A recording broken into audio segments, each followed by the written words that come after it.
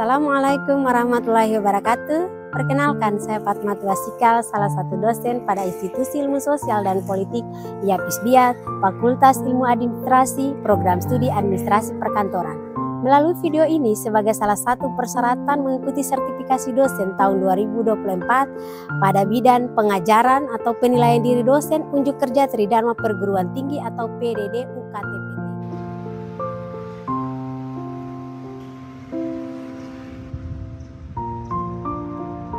Gambaran umum mata kuliah kewarganegaraan dengan kode mata kuliah ABS 1KN01 dengan bobot 2 SKS. Mata kuliah kewarganegaraan merupakan mata kuliah wajib yang diperoleh oleh semua program studi pada Institusi Ilmu Sosial dan Politik IAPIS BIAK, terkhusus pada mata kuliah pada program studi Administrasi Perkantoran. Pun mata kuliah yang saya ampu merupakan mata kuliah wajib pada seluruh mahasiswa pada Institusi Ilmu Sosial dan Politik IAPIS BIAK, terkhusus juga pada Administrasi Perkantoran. Deskripsi singkat mata kuliah, kewarganegaraan merupakan mata kuliah wajib pada semua program studi, salah satunya program studi Administrasi Perkantoran. Mata kuliah kewarganegaraan di perguruan tinggi diharapkan tercipta wahana pembelajaran bagi mahasiswa untuk secara akademik mengkaji, menganalisis, memecahkan masalah-masalah identitas kewarganegaraan dalam meningkatkan pembangunan bangsa dan negara sehingga memahami nilai, hak dan kewajiban warga negara, hak asasi manusia, sehingga hubungan negara dengan warga negara terjalin dengan baik sesuai dengan amanat Undang-Undang 1945. Adapun capaian pembelajaran mata kuliah dibebankan kepada mata kuliah kewarganegaraan tidak terlepas dari CPL program studi, yaitu yang pertama, bertakwa kepada Tuhan Yang Maha Esa dan mampu menunjukkan sikap religius. Yang kedua adalah berkontribusi dalam meningkatkan mutu kehidupan bermasyarakat, berbangsa dan bernegara. 3. Berperan sebagai warga negara yang bangga dan cinta tanah air, memiliki nasionalisme serta rasa tanggung jawab pada negara dan bangsa. Dan selanjutnya, taat hukum dan disiplin dalam kehidupan bermasyarakat dan bernegara. Adapun capaian pembelajaran mata kuliah, diharapkan mahasiswa mampu menjelaskan, menganalisis, menguraikan, menelaah, serta mengimplementasi konsep kewarganegaraan di perguruan tinggi, perkembangan citizenship berkehidupan kebangsaan di Indonesia dengan membandingkan dengan negara lain. Yang ketiga adalah cakupan kewarganegaraan dan ilmu sosial dan politik. Dan keempat adalah kajian Undang-Undang Nomor 12 Tahun 2006 tentang kewarganegaraan di Indonesia. Yang kelima, hubungan negara dengan warga negara. Dan yang keenam, negara hukum dan hak asasi manusia. Dan yang ketujuh adalah identitas nasional. Untuk capaian pembelajaran sub CPMK, yang pertama adalah mahasiswa mampu memahami gambaran umum konsep ilmu kewarganegaraan citizenship di perguruan tinggi. Mahasiswa mampu menganalisis tujuan perkembangan citizenship dalam kehidupan berbangsa dan bernegara di Indonesia dan membandingkan dengan negara lain. Dan yang ketiga adalah mahasiswa mampu menguraikan cakupan ilmu kewarganegaraan dalam kajian ilmu sosial. Yang keempat, mahasiswa mampu menelaah kajian Undang-Undang Nomor 12 Tahun 2006 tentang kewarganegaraan Indonesia. Yang kelima, mahasiswa mampu menganalisis hubungan negara dan warga negara. Yang keenam, mahasiswa mampu menjelaskan fungsi, manfaat dan peran negara hukum dan hak asasi manusia. Dan yang ketujuh, mahasiswa mampu menelaah, menganalisis, menjelaskan identitas nasional. Adapun bahan kajian materi pembelajaran pada mata kuliah ini, yang pertama, tujuan mempelajari kewarganegaraan di perguruan tinggi. Yang kedua, perkembangan kewarganegaraan bagi kehidupan bangsa dan negara. Yang ketiga, ilmu kewarganegaraan dan ilmu sosial politik. Yang keempat, ilmu-ilmu sosial. Yang kelima, Undang-Undang Nomor 12 Tahun 2006 tentang kewarganegaraan Indonesia.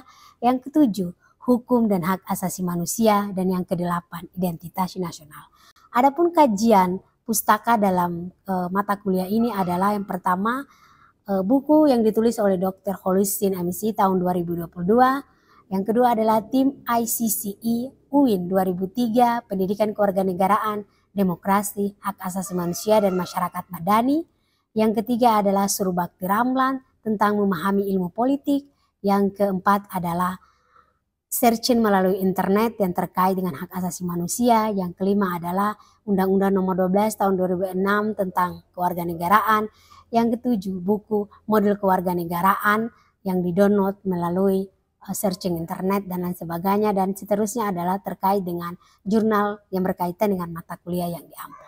Adapun dalam mata kuliah ini asesmen yang digunakan adalah melalui penilaian baik tertulis, penilaian presentasi, dan penilaian unjuk kerja. Adapun pada mata kuliah ini untuk penentuan nilai akhir atau asesmen diikuti oleh sesuai dengan aturan akademis pada Institusi Ilmu Sosial dan Politik YAPIS BIAK, yang untuk hasil ujian semester itu berbobot sebesar 35%, untuk tugas sebesar 10%, hasil ujian akhir sebesar 40%, dan praktikum lapangan sebesar 15%. Metode pembelajaran pada kewarganegaraan menggunakan metode DIE, Directional Interaction Assessment. Untuk langkah-langkah pembelajaran pada mata kuliah kewarganegaraan terdiri dari 14 pertemuan. Pertemuan pertama sampai ke-7 adalah materi untuk ujian tengah semester, dan pertemuan ke-8 merupakan UTS. Pertemuan 9 sampai ke-14 adalah untuk menghadapi ujian akhir semester. Untuk mata kuliah kewarganegaraan sendiri, ini merupakan pertemuan yang ketiga yang akan ditayangkan pada video selanjutnya. Pertemuan yang kedua itu saya telah menjelaskan bagaimana konsep dari kewarganegaraan sendiri dan menjelaskan tahapan-tahapan proses dari tugas kelompok yang akan dikerjakan oleh mahasiswa.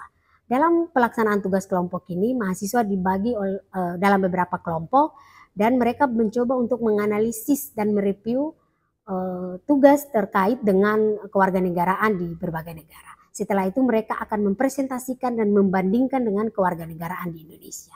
Adapun dalam tugas presentasi mereka menyiapkan PowerPoint PPT, mereka akan menjelaskan sehingga mahasiswa mulai berinteraksi dan akan menimbulkan bagaimana mereka berpikir kritis, dan itu adalah sebuah interaksi yang terjadi antara peserta didik dengan teman-temannya, dan di situ saya sebagai dosen akan memberikan penguatan. Untuk lebih jelas mengenai proses pembelajaran pada mata kuliah kewarganegaraan, simaklah video sebagai berikut. Selamat siang. Sehat? Tidur tidak tadi malam? Oh tidak? Iya, oke. Terkait dengan sebelum penjelasan kita ya, sesuai penjelasan kita yang kemarin, saya ingin merefleksikan dulu kembali deh. Apa sih pembahasan yang kita jelaskan kemarin terkait dengan kemarin tuh bahasnya tentang apa? Ada yang masih ingat? Ingat tidak? Terkait dengan apa yang kemarin? Yang Ibu kasih materi terkait dengan apa? Ada yang tahu? Ada tidak? Iya, hak dan selain itu apa yang ditangkap kemarin?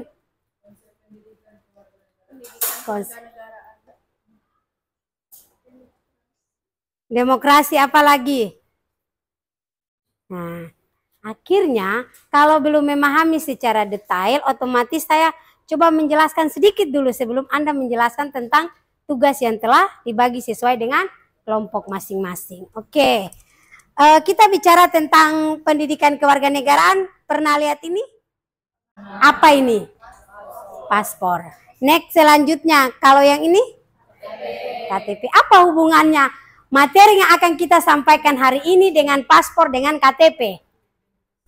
Identitas? Tentang? Kalau saya suruh tepuk tangan satu dulu lah. Kalau saya bilang tepuk satu, yes. Tepuk dua, yes, yes. Oke, ulang. Tepuk satu, tepuk dua. Iya, supaya fokus dulu kembali lah. Berarti dengan citizen dan bahasa Inggris yang diartikan sebagai warga negara, petunjuk dari sebuah kota, sesama warga negara, sesama penduduk, orang setanah air dan bawahannya atau disebut dengan kaula. Jadi kalau dibilang konsep tentang citizen, civitas ada dalam konteks kewarganegaraan itu dalam konteks bahasa Romawi. Dan kalau dalam bahasa Romawi itu disebut dengan kehormatan. Jadi kalau dalam civitas Romanus disebut dengan warga negara Romawi. Itu kalau dilihat dari aspek konsep kewarganegaraan, tidak dimiliki orang lain yang bukan warga negara. Jadi konteksnya kewarganegaraan adalah aspek bangsa Romawi itu ternyata kehormatan itu sebenarnya terletak kepada hak-hak istimewa. Kalau dalam konteks keindonesiaan dibilang hak-hak istimewa itu berkaitan dengan keseimbangan antara hak dan suatu ilmu tentang kewarganegaraan berhubungan dengan manusia sebagai individu dalam suatu perkumpulan yang terorganisir dalam hubungannya dengan negara. Pada tahun sebelumnya. Tapi kewarganegaraan ini lebih ke identitas kewarganegaraan.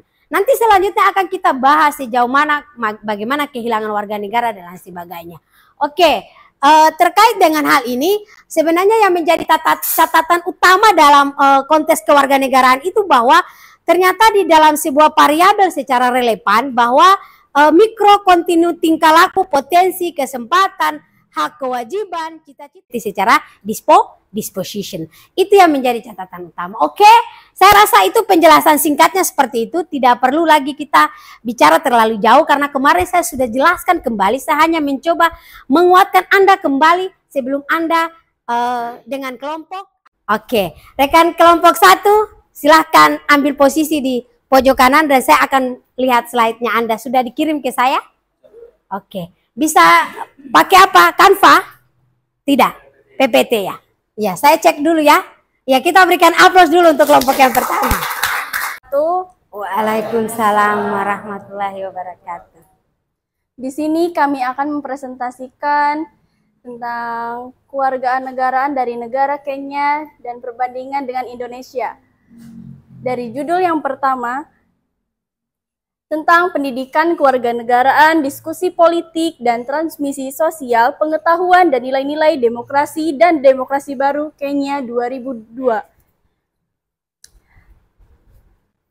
Transisi rezim menuju demokrasi membawa serta transisi dari jenis lain, perubahan cepat dalam perilaku baru, lembaga, dan sistem demokrasi lainnya.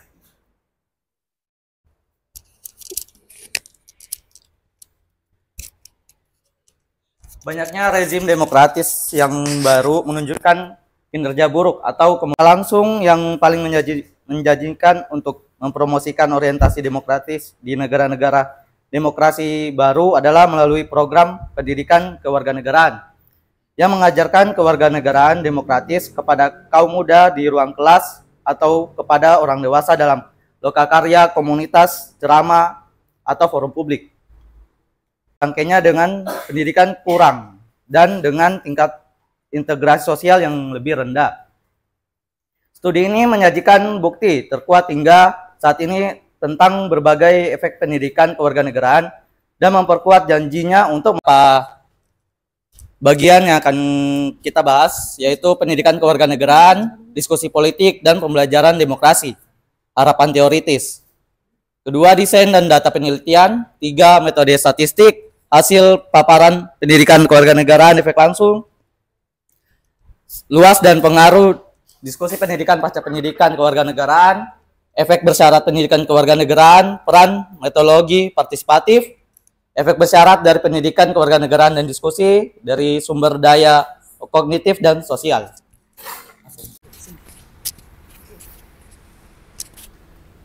Yang lain kalau ada yang mau tanya silahkan ya. Terkait dengan ini saya next untuk slide-nya. Iya. Ya. Ada yang membahas terkait dengan itu?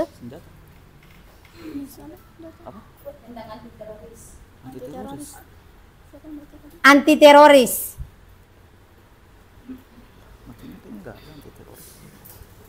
Sudah, sambil dipikirkan ya. Pengetahuan, keberanian, dan perilaku individu kewarganegaraan. Mungkin itu. Oke.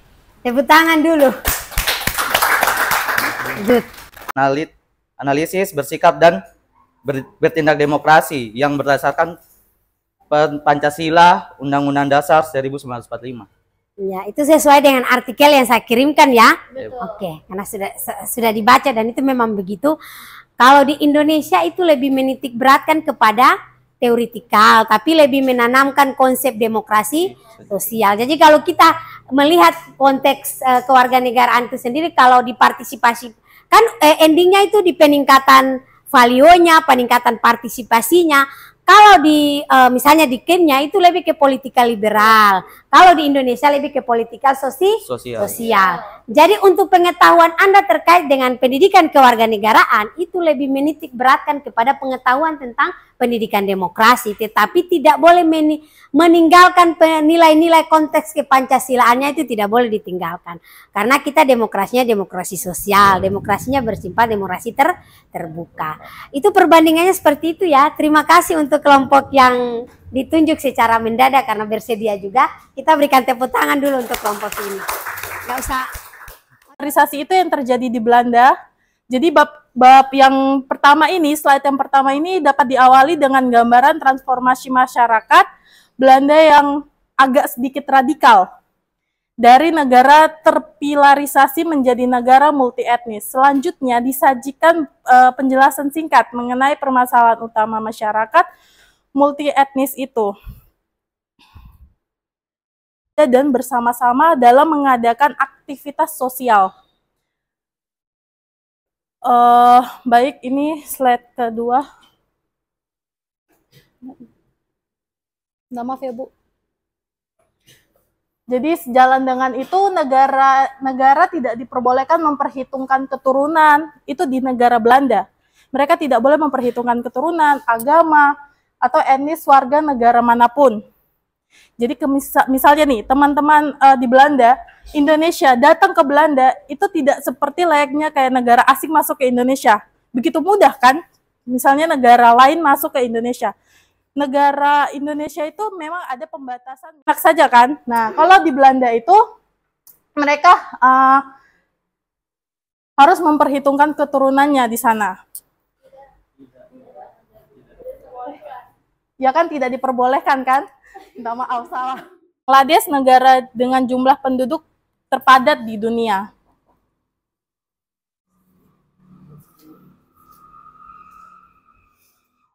Jadi perbedaan, yang pertama kita masuk ke perbedaan multikulturalisme. Jadi di Belanda itu imigran harus selalu kehilangan budaya mereka. Di Indonesia sendiri masyarakat itu menerima banyak keragaman. Betul apa? Betul, betul.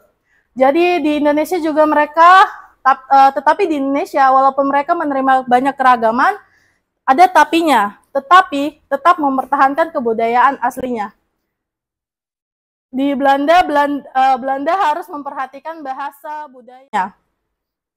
Kalau di Indonesia, sistem pendidikan Indonesia yang berorientasi pada nilai. Jadi kalau misalnya teman-teman lihat di Indonesia ini kan mereka sangat besar terhadap nilai-nilai seseorang. Jadi kalau misalnya ada teman-teman di sini atau siswa-siswanya mempunyai nilai besar, itu yang cenderung akan lebih diperhatikan.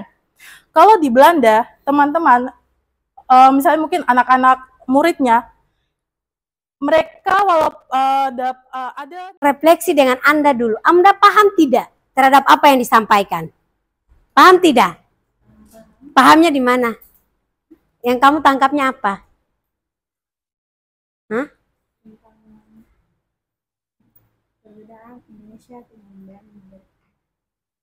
Perbedaan? Suaranya keras sedikit.